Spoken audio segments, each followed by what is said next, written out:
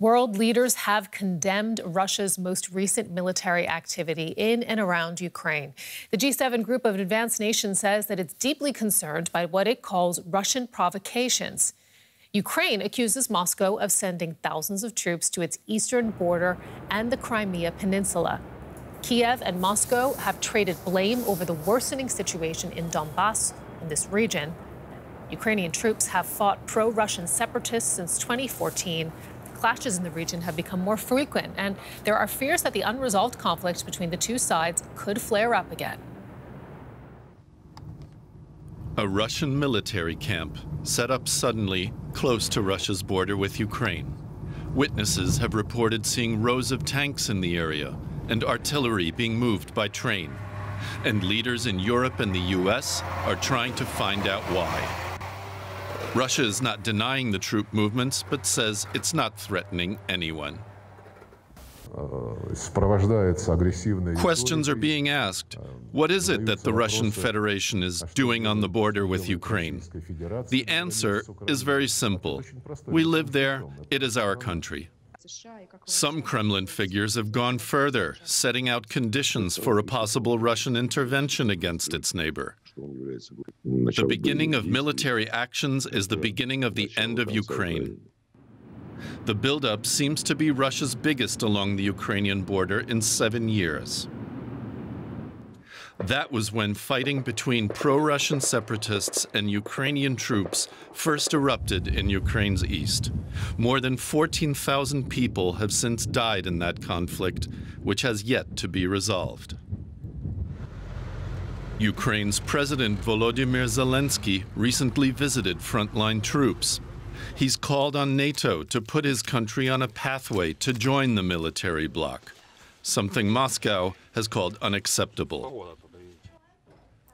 Meanwhile, Washington is sending warships to the region and says it's closely watching the situation. Well, first let me say we are concerned, as I've said in the past, but we've been, of course, watching it over the course of the weekend about the increasing aggression of Russian forces on the border.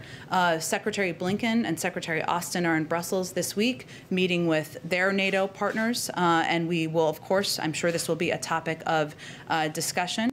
The coming week could well decide whether the tensions in Ukraine escalate further into the Biden administration's first international crisis. And for more, I am joined now by DW correspondent Terry Schultz, who is standing by with a view from Brussels. Terry, walk us through efforts to de-escalate the situation. Good morning, Sarah. Well, I think this last-minute dash by the U.S. Secretary of State to Brussels, especially when the Defense Secretary was already scheduled to be here, underscores just what a worrisome and delicate situation this is. Ukraine has called a meeting of the NATO-Ukraine Commission, so they will be meeting today at NATO headquarters within a couple of hours, and the Secretary of State, I would expect, will join them. So certainly high-level meetings called at the last minute tells all of us that everyone is very, very worried about this situation. The G7 and the EU High Representative also put out a statement yesterday calling on Russia to cease provocations. And you know, earlier, Germany and France came under quite a bit of criticism for saying that both sides should de-escalate. That's certainly not what we're hearing now. Walk us through what's expected from this meeting today, Terry. Yes, this is the general body that handles all NATO relations with Ukraine. I mean, that means cooperative exercises, training of armed forces, but certainly today, called by the Ukrainian government, it's going to focus on this buildup of Russian troops.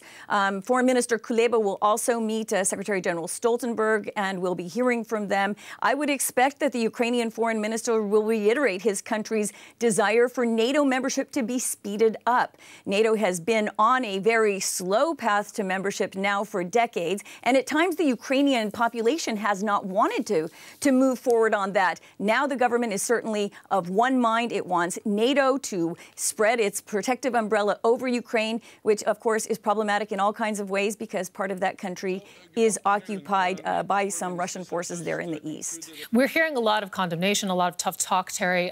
You know, we heard in our piece, for example, the press secretary Secretary at the White House expressing concern. The Secretary of State, Antony Blinken, going one step further, warning on Sunday that if Russia acts recklessly or aggressively, there will be costs, there will be consequences.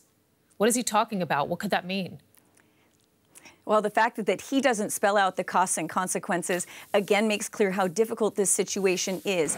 Every single time the alliance does anything to reassure Ukraine, to train Ukrainian forces, Russia calls it a provocation and says this is more justification for building up these troops on the border. Russia portrays this as a potential effort to invade Russia. So it's a very, very fine line. And certainly NATO's plan A, B, and C is deterrence. So when that's not working, they really have to get together and decide what to do. There are NATO forces in the Baltic countries and Poland that have been built up since the 2014 Russian invasion of Ukraine.